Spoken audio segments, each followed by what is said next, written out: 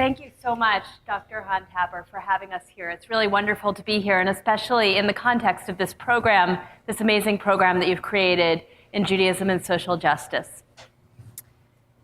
My name is Rabbi Jill Jacobs. I'm the executive director of TRUA, which, as you heard, is an organization that mobilizes about 2,000 rabbis across the US and Canada to work on human rights issues, both here in North America and also in Israel and the occupied territories. And we as an organization have been working on issues of incarceration for about 5 or 6 years, with a particular focus on solitary confinement. I want to start by telling a story about how that came to be. As an organization, we came to the issue of solitary confinement because we had been working on torture. We try to pick up issues that are fun to talk about over a light dinner conversation. So we started working on the issue of torture in 2004. This was before I came to the organization. I've been executive director since 2011. But right after Abu Ghraib, the organization picked up torture as its first US-based human rights issue. We had just started in 2002, so this was really our first campaign to lift up a religious voice against torture together with other religious groups as part of the National Religious Campaign Against Torture. And so we worked on the issue of state-sponsored torture for about 10 years until in 2014, the Senate torture report finally came out. Not perfect, there are a lot of issues with it, but we felt like that was a good time to close down that work and to start in on some other human rights work. Around that same time, a number of our partners in the community that had been working on torture started looking at issues of torture inside of US prisons, particularly solitary confinement, because according to the international definition of torture, keeping somebody in solitary confinement for more than 15 days constitutes torture, as do some other practices like shackling women, pregnant women during labor. So we started looking at that issue of torture, practices that count as torture inside of US prisons. And we started having a conversation within the organization about whether we should take on solitary confinement as well as broader issues of incarceration. And at one particular board meeting, I don't think that Rabbi Lee Zak was on the board yet or at that meeting, but at one particular board meeting about 5 or 6 years ago, our board was talking about whether we could ever get the Jewish community to care about incarceration. And the feeling around the table was, no way. There is no way we're going to get Jews to care about incarceration. We're not affected by it as a community. We're not connected to it. There is absolutely no way that our community is going to get involved in this issue. Everybody would like to, but there's no way. And at a certain point during this meeting, this was our board, which at the time was all rabbis. That's no longer true. We've expanded. But at the time, it was a group of rabbis. And at some point, somebody said, well, how many of you have ever visited a congregant in prison? Every single hand went up. And then there was just shock in the room because the rabbis were turning to each other and saying, wait a second, I thought that was, you also had that experience, or I thought I was the only one. And there is such shame around incarceration within the Jewish community that even rabbis visiting congregants in prison, there's no shame around that. And yet each one thought that it was such a singular experience that they had never considered that, in fact, every rabbi in a particular room might have had that experience, that actually it is not as unusual an experience as one might think. And then the conversation shifted, and we started talking about all of the ways in which incarceration affects really every single one of us, whether it's because we have a family member or a friend or a family member of a friend who's in prison, whether it's because we are connected professionally to the criminal justice system, whether we are lawyers or judges, or we sit on a jury maybe once every few years as a volunteer, that there are many ways that we're connected to that system. And all of us, every single one of us in our society is affected by the fact that we have a criminal justice system that actually doesn't do a particularly good job of keeping anybody safe. Either people who are convicted of crimes or people who are affected by crimes. That actually we have a system that is putting people away without keeping any of us safer. So the conversation shifted, and we've been involved in issues of incarceration ever since.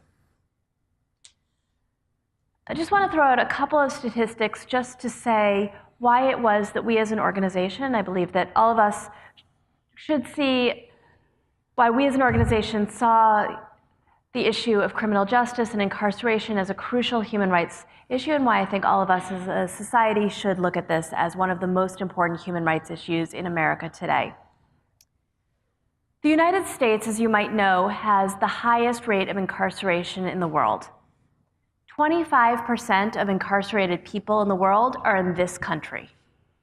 When we think about the countries with the worst human rights records, we might think about China or Russia. We think about places that put people in prison for all sorts of political reasons, and yet the United States has by far the highest percentage in the world of people in prison, both per capita and in raw numbers. And of course, we know that race plays a major role in who goes to prison. So there are a million statistics we could throw out, but I'll just throw out one, which is that drug use is pretty much the same among people of all sorts, of all races. And yet, when you look at who's in prison for drug use, 3 times as many Black people are in prison for drug use as white people. It's not that the level of drug use is higher, but the police go out and they're looking in certain neighborhoods and certain areas for people who they can arrest for drug use.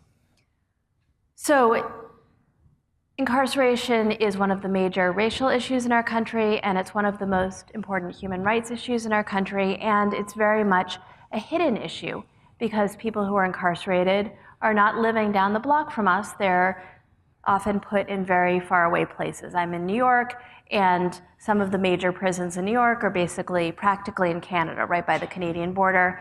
Here we're going to hear a lot more about Pelican Bay, which is, about 5 hours north of here. Until I heard about Pelican Bay, I didn't know that you could drive 5 hours north of San Francisco and still be in California, but I'm told that you can. I want to say just a word about what Judaism has to say about incarceration and about criminal justice. There are a few themes that come into Jewish conversations about how we create a criminal justice system. First thing I want to say as a frame is a lot of times when people think about Jewish law, the first thing that comes to mind is what are you allowed to eat, what are you not allowed to eat, what are you allowed to do on Shabbat, what are you not allowed to do, what are all of the different laws that come into play about Passover, about the Passover Seder. But in fact, there's an entire world of Jewish law that is about issues of how we're supposed to live together in society. Everything from law about how employers and employees are supposed to interact with each other, landlords and tenants, and law about how to create a criminal justice system. There are a few themes that come up in all of the Jewish legal conversations about criminal justice. One is that we have to preserve the dignity of the perpetrator or the accused perpetrator. I'll just mention one of my favorite biblical lines about this in the book of Deuteronomy. There's a description of a punishment of somebody who's done a crime. We don't know what crime, but there's a punishment of somebody who's done a crime. And it says that the person shouldn't be punished too much because the worry is, the text says that there's a concern that nikla achicha beinecha, that your brother or sister, we might say, that your sibling might be degraded in front of your eyes. So this is crucial, that the text calls this person who's committed some major crime, has been punished for it. The text insists that this person is your brother, or maybe if it were written today, your brother or your sister. That when we look at this person, we don't look at them as a perpetrator, as somebody who's defined by the crime that they've done. We look at them as a member of our family, and we want to make sure that they are not degraded, just like we wouldn't want any member of our family to be degraded, no matter what it is that they did, no matter how angry we might be at them in that moment. So the dignity of the perpetrator. Second, Judaism tries to create a system where we make sure that that all of us are safe, that we want to protect any potential victims who, I want to be clear that it's not like some people are potential victims and some people are potential perpetrators. We're all any of those. there's a desire to create a system that is as safe as possible for people who are potentially victims. And that includes mandating that you make sure that if there's a stranger in your town, somebody who's passing through, you want to make sure to accompany them out and toward the next town so that they won't be vulnerable on the road where there might be highway robbers waiting for them. So there are a lot of laws and regulations about how to keep people safe in our society. The third principle is that when we look at conviction in Judaism, we try to get convictions beyond any doubt, especially for serious crimes. So in the US system, we talk about beyond any reasonable doubt. In the Jewish criminal justice system, it's beyond any doubt. In Judaism, there is capital punishment in the Bible, but the ancient rabbis of the Talmud, which is codified around the 7th century of the Common Era, effectively legislate capital punishment out of existence. And one of the ways that they do that is by making it virtually impossible to ever carry out capital punishment. Because in order to kill somebody, in order to carry out capital punishment, a number of things have to be true, including you have to have 2 eyewitnesses who both saw the crime. They have to have seen it from the exact same vantage point. So you can't have a situation where one of them's looking out one window and another one's looking from across the street. They can't be related to each other. They can't be related to the perpetrator or the victim.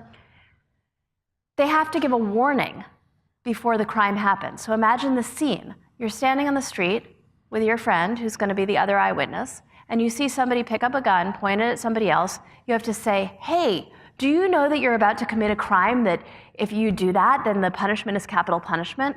And the person has to say, why, yes, I do. Right? So you see how this is not going to lead to capital punishment ever happening.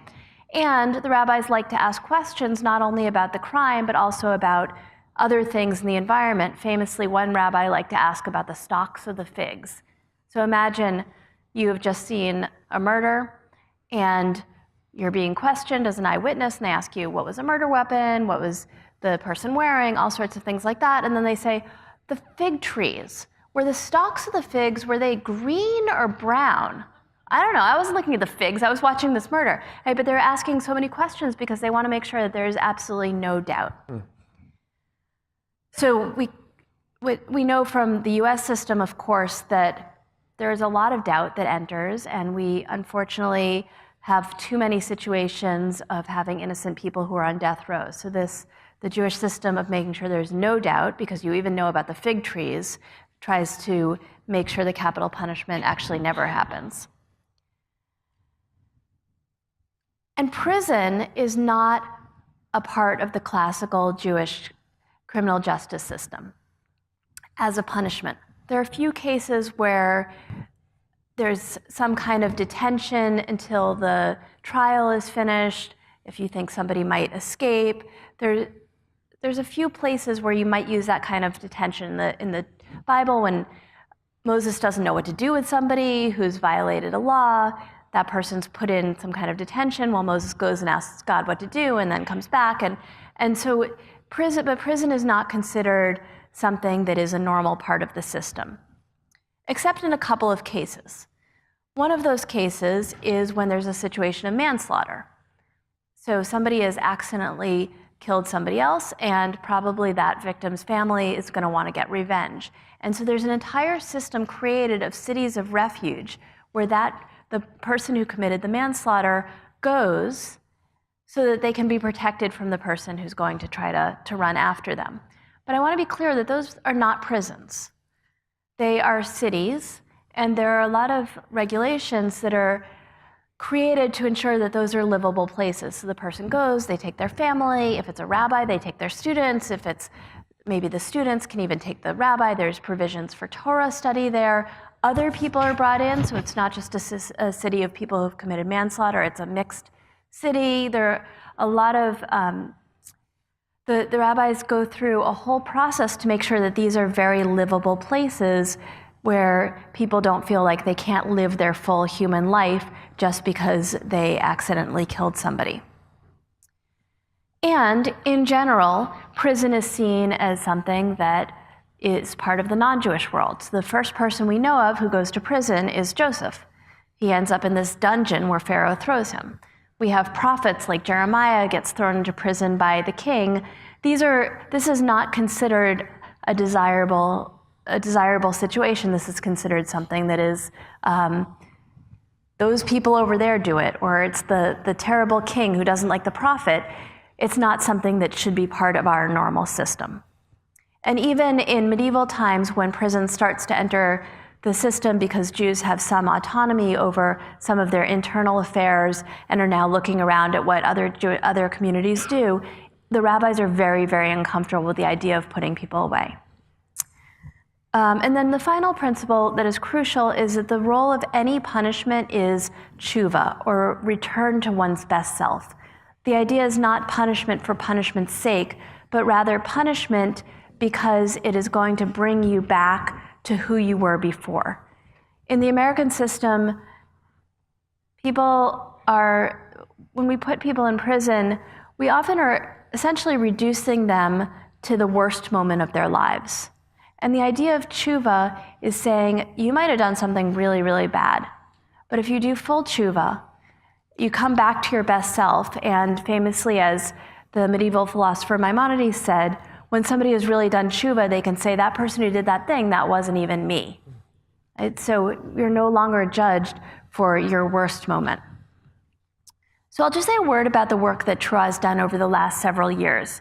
We've been educating in Jewish communities across the country about all aspects of incarceration. I don't know if you can see, but we have this kind of massive book that we've put out that many rabbis and educators are using. It has some basic facts about incarceration, and it has a number of Jewish texts that can be used for teaching, as well as examples of what different Jewish communities are doing. I have a few, so maybe the most enthusiastic people can get one at the end. So we have Jewish communities across the country who are teaching from this. We've made this a major theme of a human rights Shabbat that about 200 congregations do every year. And we've gotten involved in aspects and legislation around solitary confinement. I think you'll hear a lot more from Dolores in a moment about a particular court case to end a lot of the aspects of solitary confinement at the Pelican Bay prison. In that case, we were involved in drafting an interfaith amicus brief that thankfully never had to be used because the case settled, but it was drafted. And then we've gotten involved in legislation in a few states. I'll just give one example. Last year in New Jersey, there was a bill that was presented, that was being voted on, that would have eliminated most forms of solitary confinement. So more than 15 days in solitary confinement, would have eliminated solitary confinement for certain vulnerable populations, juveniles, people with mental illness, women who are pregnant, elderly people. And we had rabbis across New Jersey getting their congregations involved in calling their elected representatives to support this bill. We had rabbis who were going to Trenton, to the state capitol, and testifying on behalf of this bill. We had rabbis who were speaking at interfaith events and press conferences, and as I said, getting their congregants involved. And the bill actually passed both houses of the legislature, was vetoed by the now former governor of New Jersey. And now that there's a new governor of New Jersey, we have Jewish communities across the state who are ready to step up and, God willing and people willing, get this bill passed, which will drastically reduce what is really torture in at least one state. And we're working in a number of states like that, and I really believe that the Jewish community, led by rabbis, but not only for rabbis, will be able to make a huge change in getting rid of at least this one little corner, one of the worst corners of incarceration in our country. So I want to just end by just sharing one of my favorite texts by one of my favorite rabbis. This is from Rabbi Chaim David Halevi, who was the Sephardic chief rabbi of Tel Aviv from 1973 until he died in 1998. And he writes a lot about incarceration and policing in extremely beautiful ways. And at the end of one of his tshuvot, one of his legal responses on incarceration, he says, "The foundation of the Holy Torah's perspective on human freedom and the social nature of the human being, created in the image of God, is that no other person has the right to confine the human spirit or his freedom of movement, or his freedom, which are holy of holies among all creations in the image of God. And in each generation, we must devise appropriate punishments for criminals that are consistent with the Torah's outlook and with the conditions of life.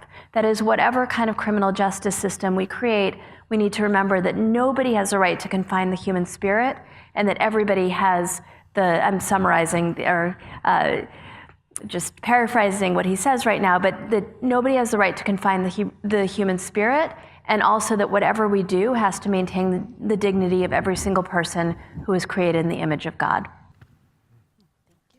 Beautiful.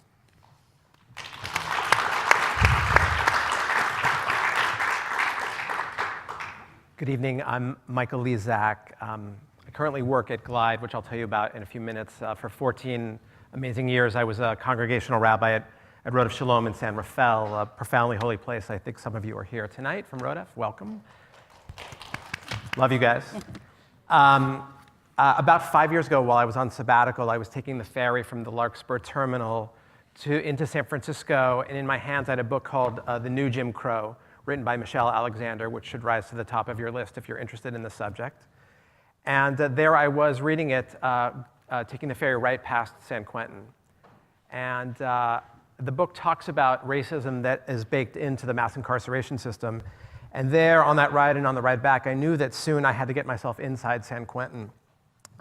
Rabbi Jacobs talked about how often jails and prisons are often secluded far off in distant regions. I have often thought that San Quentin is a gift to the Bay Area as a reminder that if it wasn't there, we might think this was the world to come or the promised land, but there in the midst, right on the bay, and this amazing piece of real estate is one of a blot on our society. And so about a month later, I got myself in through a program called The Last Mile, and I taught about 50 men the text from Psalm 118, of which there's many famous lines. Two I'll give you tonight.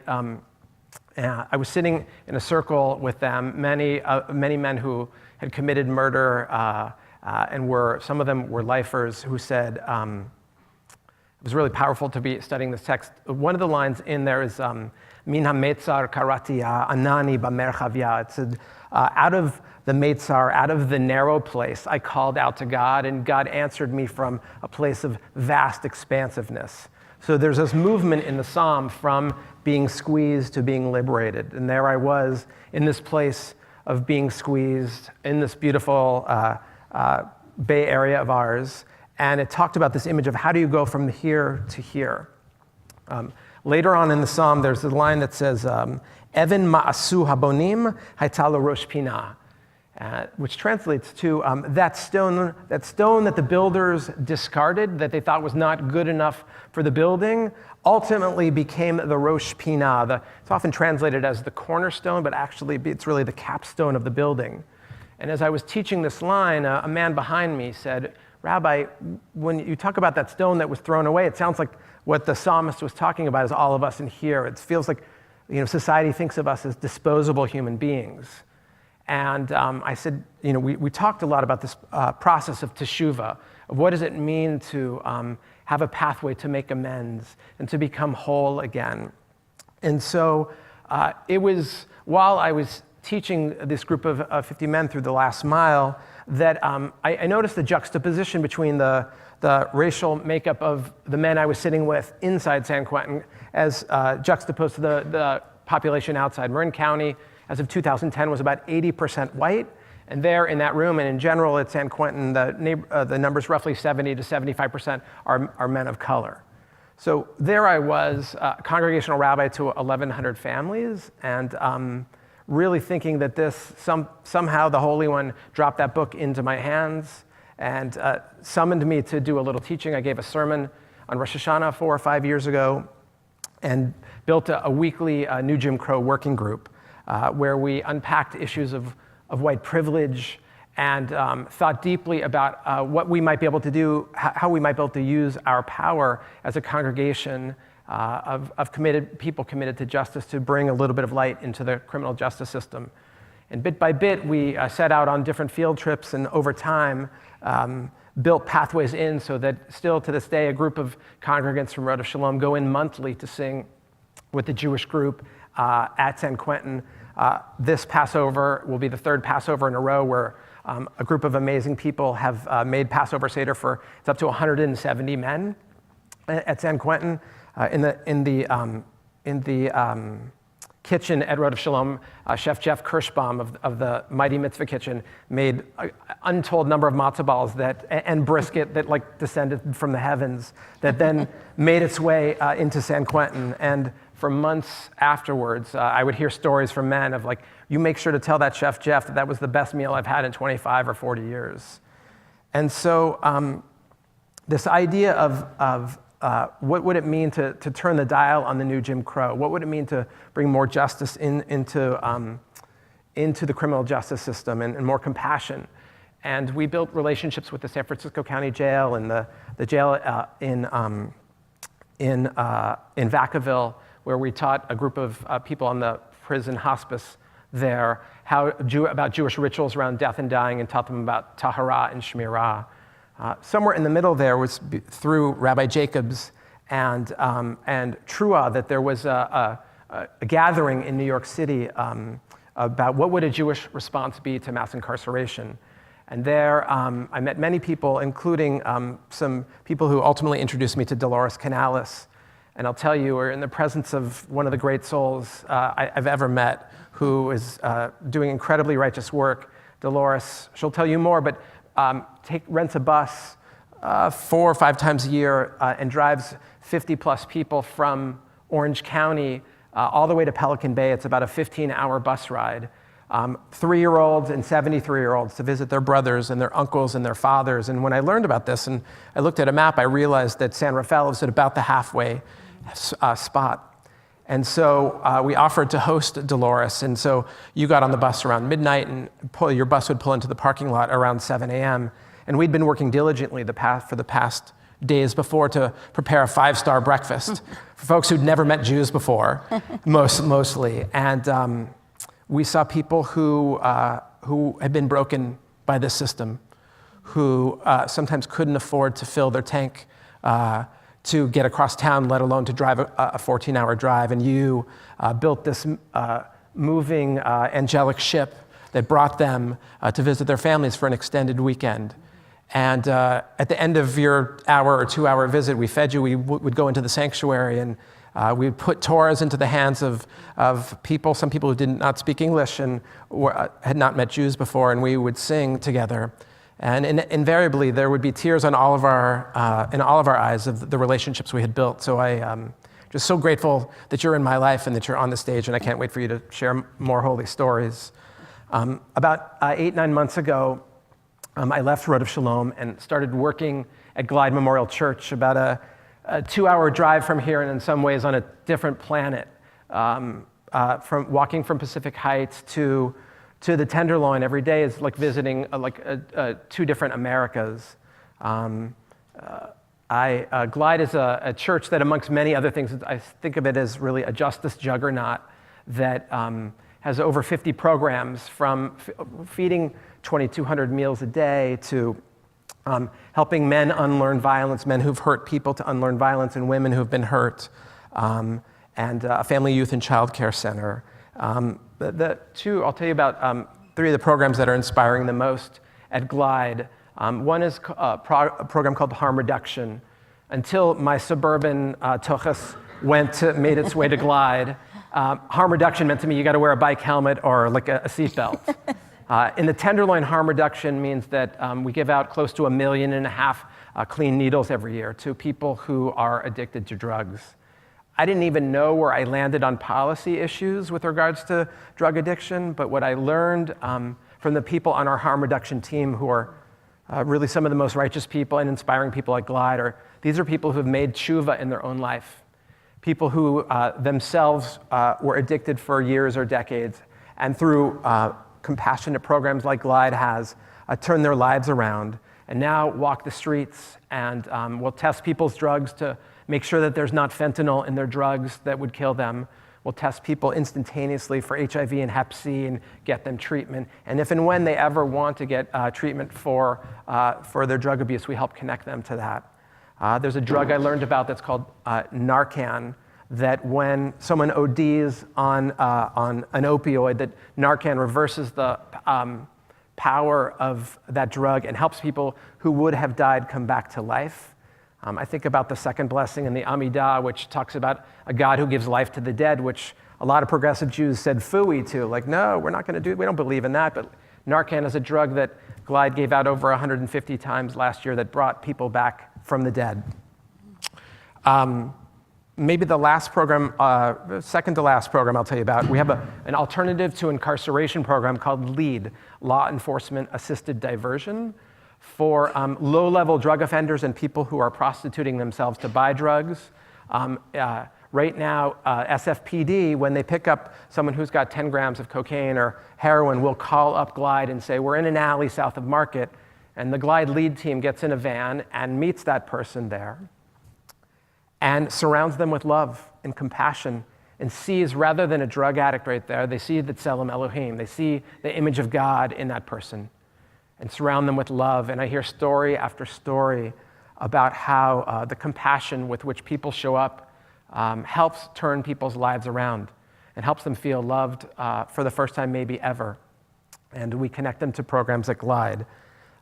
Tomorrow afternoon, we are hosting for the second time a training for police chiefs and district attorneys from around the West Coast.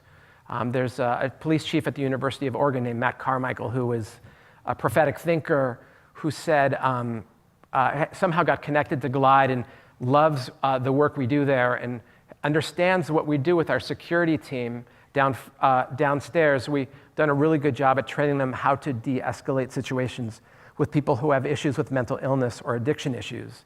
And Chief Carmichael said, we know police chiefs and district attorneys need to know more about that.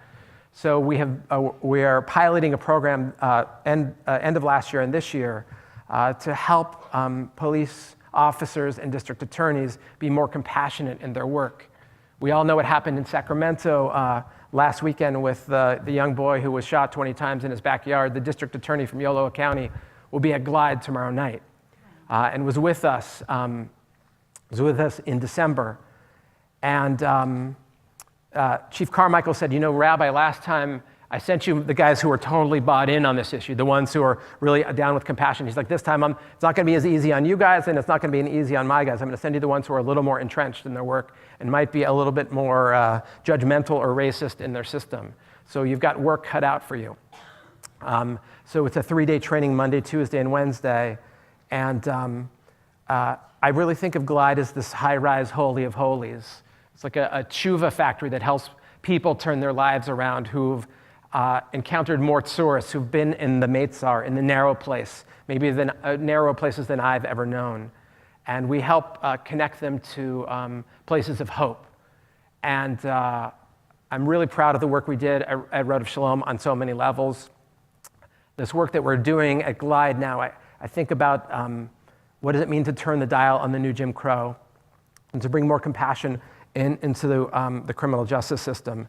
It was about maybe a year ago that the JCC partnered with Glide to bring Brian Stevenson, I think one of the best prophets we have in America of this time, to talk about his work at the Equal Justice Initiative in Montgomery, Alabama.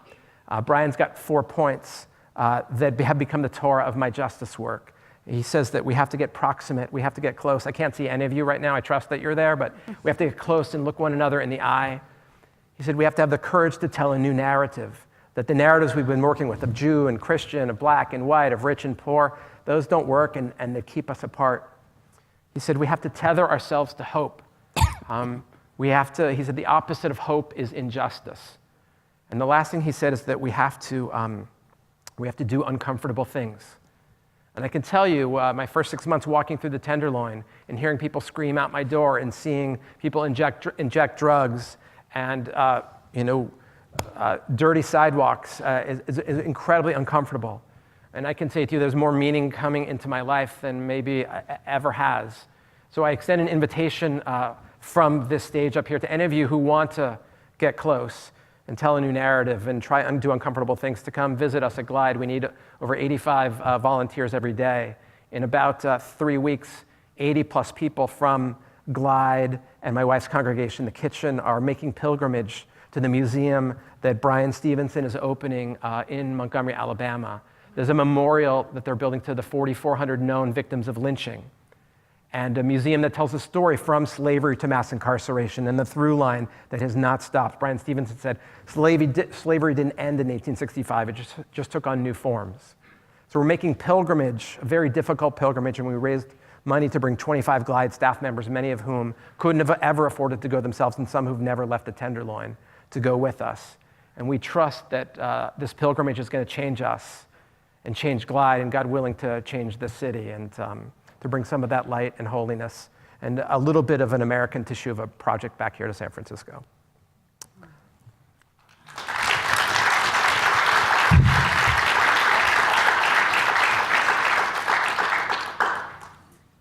Hi, thank you all for being here, and thank you very much for having me.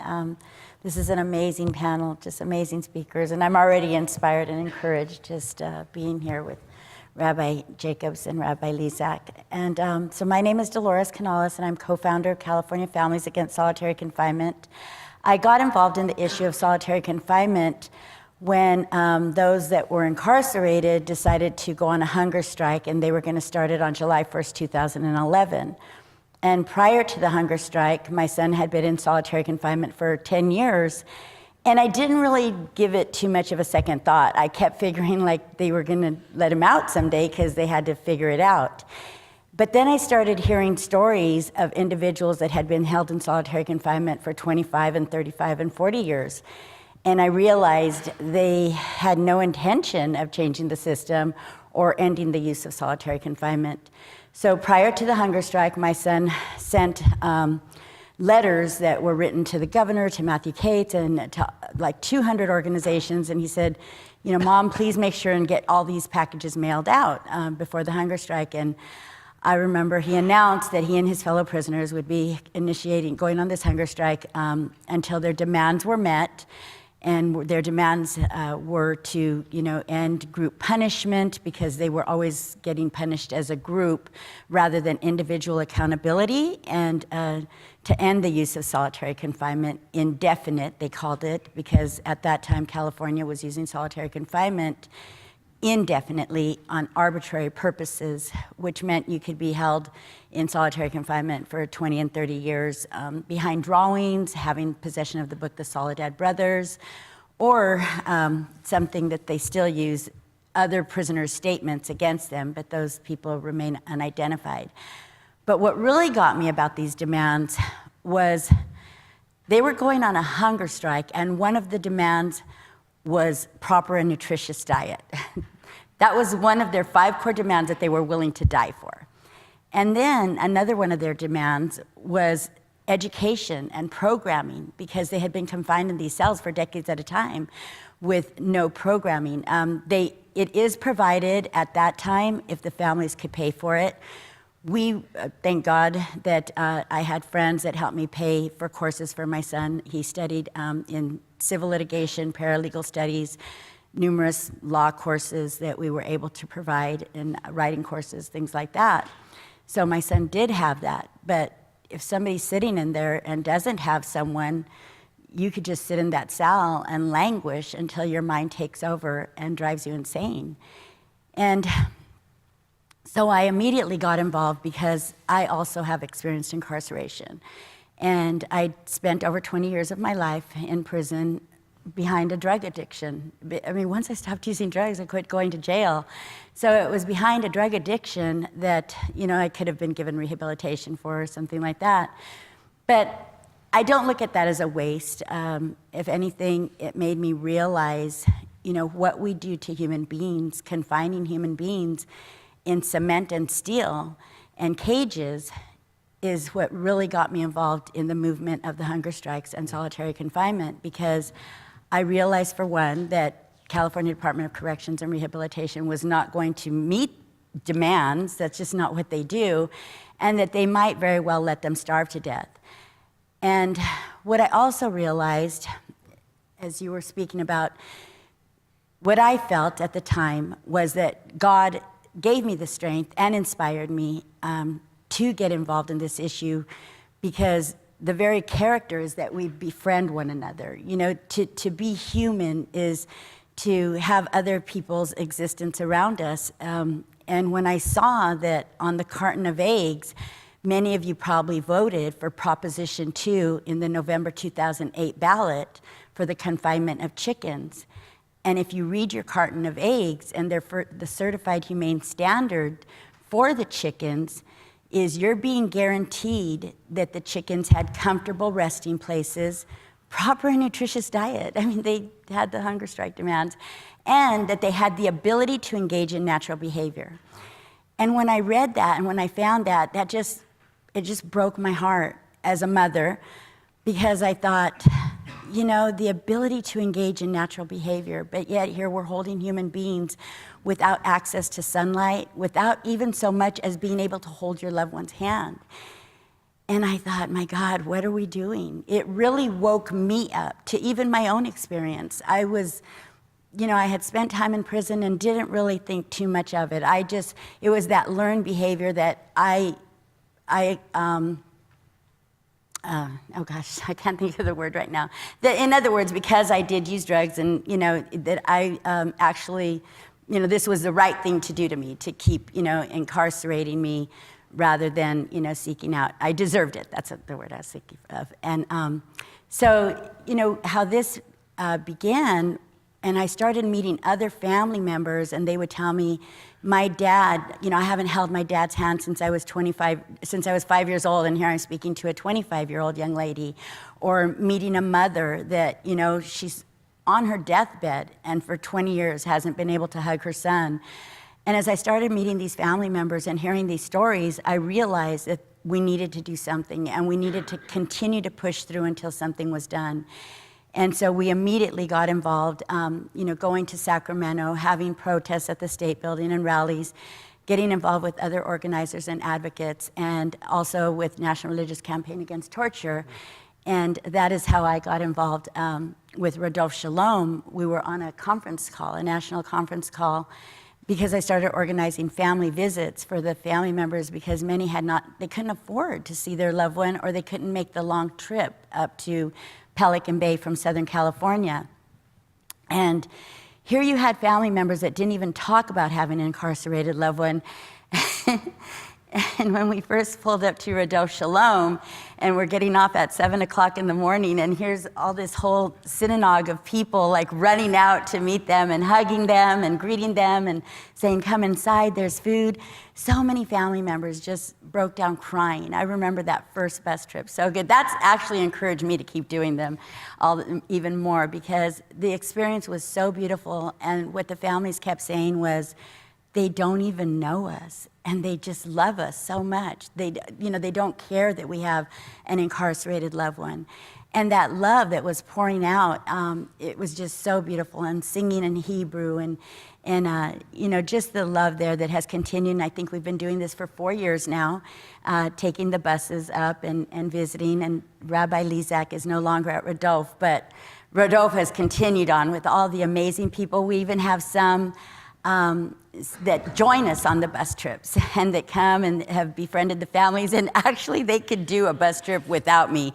I don't even know what I would do, without all their help. And how this all started, though, it all started when I first began. I didn't know what to do. I was a mom, and I had a son that announced he was going to starve to death, and I threw on an orange jumpsuit and got a bullhorn and started, marching in the street and talking about what was going on. I started reaching out. I could have never have done this alone. I believe that solitary confinement breaks the heart of God. I believe that our system of mass incarceration breaks the heart of God. And I used to tell people that in the very beginning. They used to tell me, oh, things are never going to change. It's always been this way. And I'd say, no, I think they are, because it's breaking God's heart. I believe it is, or I wouldn't be doing this. And a lot of people remember that, when I first started, that I always used to say that, because that's what I felt with all my heart. And through this work, though, what has transpired in my own life and the opportunities that have become available, I was able to be a part of the documentary, The 13th. So when Rabbi Lezak mentions, that the 13th Amendment, where slavery was abolished, except for if you're in jail or prison. So, slavery does still exist through another name, and that's incarceration. And I was also able to be interviewed by Oprah Winfrey, and it's on the 60-minute website. But the reason that I'm mentioning these things is because I was a mom that was willing to get involved, and I did not know exactly what to even do in the beginning.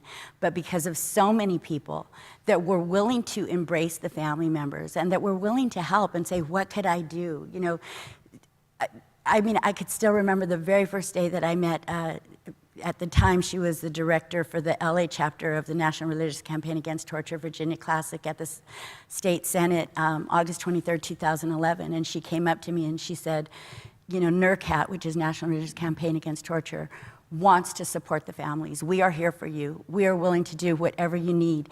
When I think it was the third hunger strike, and hundreds of rabbis signed on that they were against the use of solitary confinement. They considered solitary confinement torture. Synagogues all over Southern California were having the family members come in and speak. And seeing that involvement, and not only that though, that for the first time ever, so many family members were feeling like people were listening, like people cared, and that there was such a difference, there was such hope that rose up in the families. Because for so long, for so many decades, they held on to that shame, as Rabbi Jacobs was speaking of, they held on to that shame of having an incarcerated loved one. And so what the hunger strikes did for so many families was it strengthened and it encouraged us that if they were willing to starve to death, if they were willing to do what they were doing, who were we to keep quiet? Who were we to not do anything? And you know, this work, as it continues and as mass incarceration continues, sometimes you grow weary and sometimes you think like, am I gonna make a difference? You know, and then we continue to organize and to get together and to have movements or to have symposiums and to continue to do the work. And just recently, I just want to share, so a lot, because of Ashker versus Brown, Todd Ashker and Donnie Trexler were both in Pelican Bay solitary confinement for decades. And they filed a lawsuit, and they had been filing it, and it was 3 years into the courts being approved, moving on, when Jules Lobel with the Center for Constitutional Rights stepped in and got other attorneys in the area, and they opened it up as a class action lawsuit. So through that class action lawsuit, the use of indefinite solitary confinement was actually abolished. CDC can no longer use this, and thousands of individuals were released from solitary confinement out into general population, where they now were having contact visits with their loved ones. They were being able to have educational programs and vocational training and various things, although that's still a struggle too. That's something else we're still dealing with legally. We're trying to get more programming and more vocational training into the prisons. And then many of these individuals started going to board and getting denied a parole date because they said that they were socially inadaptable because they were in solitary confinement for so long. And so then we got discouraged with that, and now we formed a parole committee, and we have weekly calls, and we've went to Sacramento, and we felt like, you know, here they were held for decades arbitrarily, which CDC even admitted, and most recently on 60 Minutes, when Oprah Winfrey interviewed the Secretary of Corrections, Scott Kernan, he admitted their use of solitary confinement had been a big mistake. So then we started feeling a little bit discouraged with that and feeling like, okay, now we're forming another committee, and that's another issue we're gonna raise. And most recently, we had somebody parole that had been in solitary confinement for 37 years, had been in prison 40 years, and he found his peace and his strength authoring several books of poetry and art, and he's in the audience, Jack Morris. But when that happened, that kind of like sparked something in us again, like, okay, you know, we've had one parole, you know, we believe now they're gonna come home. We believe, you know, just the different shifting and the changes that you're always organizing for, or believing in, and not giving up hope, and you know, the different things that you strive for, and everything that you always keep in faithful prayer, you know, believing that we've had this much change happen, more than that's happened in decades. And though you grow weary, you know, I think, since they both mentioned biblical scriptures, when I read this one part in the book of Micah, and God is saying to the people, my people, what have I done to you? How have I wearied you? Remember your journey. I think of, how our prison system and the system of mass incarceration has just taken over, where human beings have become marketable commodities. And that's how many people make their living off of incarceration. And so you have this one part that continues to get incarcerated and the other part that's trying to make a living off of incarceration. And so I think of that, and I think, that incarceration breaks the heart of God, because we were never meant to be a commodity. We were never meant to be somebody's ROI. And, so I just am very grateful to be here tonight. Thank you. Thank you.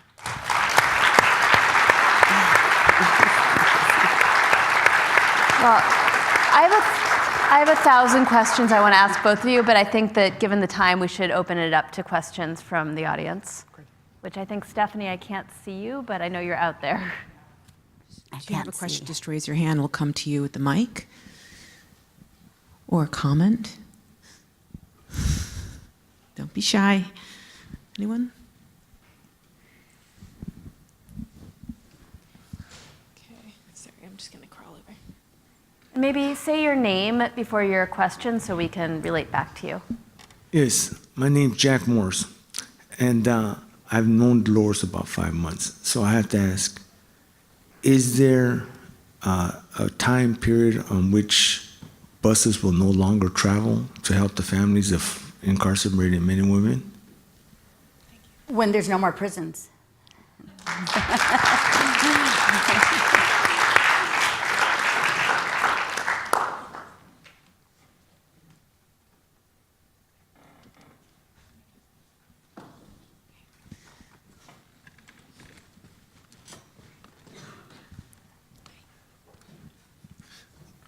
First of all, thank you very much for being here. I am a member of GLAAD. My name is Ricky Carter, and I've had the opportunity to hear Rabbi Lee Zak speak, so thank you for all your work. But I just want to say that I've noticed, and what's saddening me is the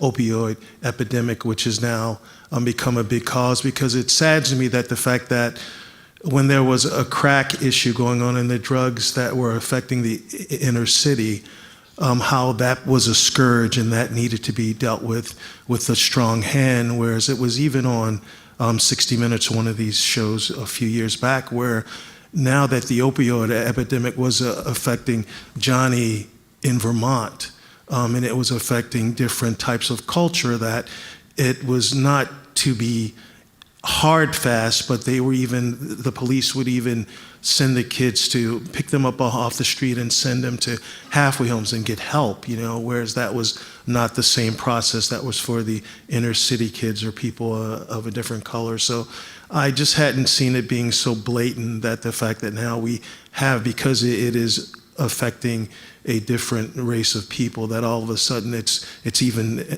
in the government now, where our president has announced that we need to take care of this with counseling and all these things, where the same thing wasn't happening years back when the crack or different epidemics were affecting the people in the inner city.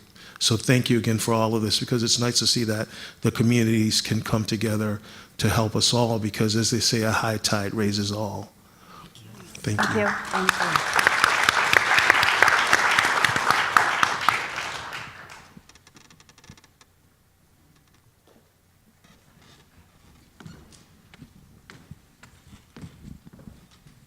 Okay, I just have a question regarding once the prisoners are released, I feel like there should be some reform or some form of rehabilitation that takes place after, because once they're released, they don't really have the same rights or anything. It affects their job, it affects their ability to get a home, it affects their day-to-day lives. So I just want to know your take on that, or what are the steps going after? Yeah, I can start. That's a really important point. I think a lot of times when we think about incarceration, we think about people who are currently behind bars, but actually it's a much bigger system, because there are there's a little over 2 million people who are actually in prison, but there's close to 7 million people who are somehow in the system, which means they might be on parole or somehow under the watch of the criminal justice system. And like you mentioned, often people don't have full rights. So if people have a felony conviction, they might not be able to live in public housing, which means they maybe can't go home to their family, or they maybe are, depending on the state, might not be able to get certain jobs or might not be able to vote. And I think we need to think about a whole-scale way to ensure that people, first of all, are kept out of prison, that we have lots and lots of options, like you both talked about, to make sure that as few people are in prison as possible, or maybe we create a system where nobody's in prison. And then certainly when people are out, that we want a way for them to be able to be out and to lead meaningful lives. So there are a lot of attempts to do that. One of the programs that I love in New York is a program that's based at John Jay College, which is part of the City University of New York, where the last, I think, 2 years of your sentence, you start college you're inside of prison, but you're taking classes from John Jay College, and then when you get out, you automatically are then on campus finishing your degree at John Jay, and then so then you have a CUNY degree, and there's a lot of help placing you in great jobs. And so we need more and more ways to ensure that people who are coming out of prison have a way to contribute to the society and not end up back in prison because there's no other options. That's one of the reasons that I took the position. I'm working now with the Bail Project, because oftentimes when you're sitting in jail, your pre-trial detention, if you can't bail out, you take the plea bargain just because, and then that starts building a record, and then that starts making it harder to get a job and everything else that somebody with a record faces, where we're finding that over 50% of cases that have the opportunity to be out on bail through the Bronx Freedom Fund, we found that they end up even getting dismissed. And so that's a big thing, starting right where it starts, and that's with pretrial detention and restoring the presumption of innocence. Because once you do have that record, and once it does make it a lot more difficult. There is a lot more reentry programs now, although definitely not enough. And there's not enough, as I was mentioning, programming within the facilities. I know some people have gotten involved with the Anti-Recidivism Coalition, founded by Scott Budnick, and that's exactly one of the things that they do, that they work on. They make sure that when you go through the Anti-Recidivism Coalition, that you are able to find employment and that you're ready for employment, by getting to work on time and things like that. So there's different organizations that are organizing around that. I know specifically at Glide there's a woman named Angela who works both with the Women's Center and the Walk-In Center, who's at the, I don't know the exact name of it, but the site where people, when they get out of jail in the city, and she meets them and tells them not just about services that Glide has to offer for food and shelter, but any kind of programs they need to connect them with. So I think we're all in alignment about beefing up the systems that help surround people with compassion and get them back to life. Thank you. Rabbis, Ms. Canales, thank you so much for coming out this evening. I really do appreciate you highlighting the very serious nature of this issue. I think one thing that you talked about that I wanted to speak about was the isolation nature, where we hide away the prisoner. And I feel like there's a mindset of isolation that we adopt in the public, where, I'm a resident of California. I went to a Cal State school. All my furniture in my dorm was built by prisoner. My food that I consume, the products that I buy, are picked by prisoners. And we have adopted an isolation mindset that almost removes ourselves from the other. And I wonder, can you guys talk about what motivated you to remove yourself from that isolationism and kind of adopt this greater communal scale of thinking? I think there's no stories that inspire me more than about people who turn their lives around. Brian Stevenson says in his book, Just Mercy, says, we're more than the worst thing we've ever done in our life. We're human beings, and we've all done bad things on different scales and all capable of it. And that capacity, tshuva, to turn your life around and to make amends is inspiring. And as I said before, at Glide we have 160 employees.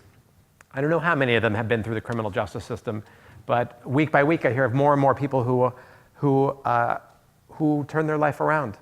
And I think that helps me to feel alive and to empower people to walk through brokenness and to come back alive, I think is something that the criminal justice and rehabilitation system doesn't do as effectively as we would expect it to. I lived in Copenhagen for 6 months as an undergrad, and I worked at the Danish Center for Human Rights, and we went to a Danish prison, and the warden at the prison said, I went into the cell of the most intense criminal in Denmark, had a TV and a VCR and a fridge and a window out to the garden. And he said, here we try to treat them like human beings. In America, you put them behind bars and cages and you treat them like animals, they will behave like animals. And I think this capacity the reminder to see human beings pulls me in regularly and to help people turn. I think there's a lot of ways to get involved. As a matter of fact, I'm part of CURB, which is Californians United for a Responsible Budget, and they look county by county, at the jail expansion, the prison expansion, things like that. And rather than investing more money into expanding jails and prisons, using those resources to invest into communities, into people, things like that. So that's one way, even just locally, right where you're at. Find out what's going on at the jail, find out your supervisors, your local Assembly and Senate, and how they vote in these issues, and letting your voice be known, even if it's something with phone calls or letters. If you can't miss work to go to hearings, something with phone calls or letters, and showing your support for community investment rather than incarceration. I think that's what's brought about a lot of change so far. Even with legislation, I know in California with solitary confinement, we did have a bill that they can't put juveniles in solitary confinement, and it failed the first time, but then it went through the second time. But that was because the voice of the people. There's a group right now, Initiate Justice, in the Bay Area, and they're trying to get a bill, enough signatures for a bill, so that the incarcerated community would actually even be able to vote. So there's so much going on everywhere. There's the Human Rights Penpal Club that was formed also in the Bay Area. The Bay Area has so much happening where they write people inside and oftentimes go up in carpools to visit. If you're near San Rafael, we're going to be doing another bus trip real quick. So if you want to go volunteer at Rodolphe Shalom, because they cook a big breakfast and have a lot of lunches and greet the family. So there's so many ways to get involved. And even just talking to people. I could be in line at the bank and start talking about incarceration, and even if they don't have anybody inside, their tax dollars are going towards incarceration. So when you start pointing at the money and looking at the money and the spending, there's a lot of ways to talk about it, even if they're not personally connected. They're paying for it. Dolores, I loved your image of God's heartbreaking, and I really love that. I'm going to quote you, and in particular because, as you said, as we talked about, people are really just thrown away, and a lot of times when we talk about incarcerated people, it's like a class of people. That's all we know about them, is that they're incarcerated. And the first thing that God tells us about human beings in the very first chapter of the Bible is that every single one of us is a creation in the image of God, which means that every single one of us is unique and infinitely valuable. The Talmud talks about how God, if you're making coins, you make coins from the same mold and they all turn out exactly the same, right? All pennies and nickels and whatever turn out the same, whereas God makes all human beings from the same mold and they all turn out different and equally valuable. And for me, it's been so important to just get to know people, whether it means visiting people inside of prison, talking to families who have people in prison, talking to people who have experienced any aspect of the criminal justice system, whether through their own personal experience, their work, whatever it is, because we just get past the labels about this person is incarcerated, and this person is a lawyer, and this person is this, and this person is that, to the human story. And there's so many ways to access that story, even something that you can do from your home. Like you said, writing letters. We had a synagogue in Riverside, California that wrote letters to more than 100 men in solitary confinement. And they got back letters that were just so heartbreakingly beautiful from people saying, nobody has ever reached out like that to me, and just that little human connection, even through a letter, can start to break those categories apart and allow us to connect. And once we're connected with human beings, we have to do something. We can't just step away, because now we have a responsibility toward another human being. So we have time for just one more question. I wanted to invite everybody afterwards to the atrium. We've got some cookies and coffee, and hope we can continue the conversation out there. Hi, California is one of the largest economies in the world, and we have so many foreign countries that you had mentioned are doing it so much better than the United States, even other states. Colorado, I think, outlawed solitary confinement. Texas is even doing it better just from a financial reason. They looked at the death penalty. Is there anywhere in California that's doing anything innovative or anything better? Are there any of the state prisons doing anything unique? Or there's so much information out there, it's just so wasteful not to be taking advantage of this. In California, I mean, I know of other states, Colorado, like you mentioned, Maine. There's a myth that it's the liberal states, the more progressive states, that would be the first to get rid of solitary confinement, and it's actually not true. It's Colorado, Mississippi, Maine. I'm not sure if I missed any. Those are the ones that I know. And some of it is financial, and some of it is that the states have learned that solitary confinement doesn't make anybody safer. Not the prisoners, certainly, and not the people who are working in the prisons. I spent some time, the person who was the commissioner of prisons in Maine then came to New York City, though he's now leaving for a lot of reasons, but I got to spend some time in various meetings with him talking about his experience in Maine and what he was trying to bring that same model to New York. And he said that when he first introduced the idea of getting rid of solitary in Maine, all of the correction officers were against it, because how do we control the prisoners if we can't put them in solitary? And he said, once they got rid of solitary, the corrections officers were never going back, because they realized that everybody was in a better position. But Dolores, you can talk more about the specifics of what's happening in California. Well, because of the lawsuit, Ashker versus Brown, there was a settlement agreement reached with CDC. They didn't end up going to trial, and that is where thousands got out of solitary confinement. The numbers have been greatly reduced. And as I explained earlier, you have families now that hadn't, been able to touch their loved one in decades, and they're able to visit and everything. So California has made huge changes compared to the way that it used to be, although there's still some loopholes that they're still able to use it pending investigation. You could sit for, a year or 2 years in administrative segregation, which is even worse than the security housing unit, which everyone calls SHU. And they still use certain things to put you back in solitary. So it's just like, it's constant, although the numbers have been greatly reduced and, from what it once was. So California has made a lot of changes. There was a bill passed as far as juveniles, as I mentioned earlier, that you cannot hold juveniles in California in solitary confinement. So there has been, although nothing as significant as Colorado or Maine. But in Colorado, you have Rick Ramish, who is the director of corrections for Colorado, that he insisted on change and totally revamped the prison system there. And I was recently on a panel with him in Ann Arbor, Michigan, and he said that he's worked every field of the system, from being a district attorney to a gang unit officer to a warden, a correctional officer. And he said throughout his entire employment history with corrections, he sees that none of it, not at any angle does it work, but it's only created to produce mass incarceration, the way that our system is right now, from every angle of it. So, hearing him and listening to him speak, but yet seeing the changes that he did make in Colorado makes me very hopeful, that it's going to continue to change. It has in states. We're also on a national committee, a national campaign, trying to help as many states as possible that have campaigns going in their regions.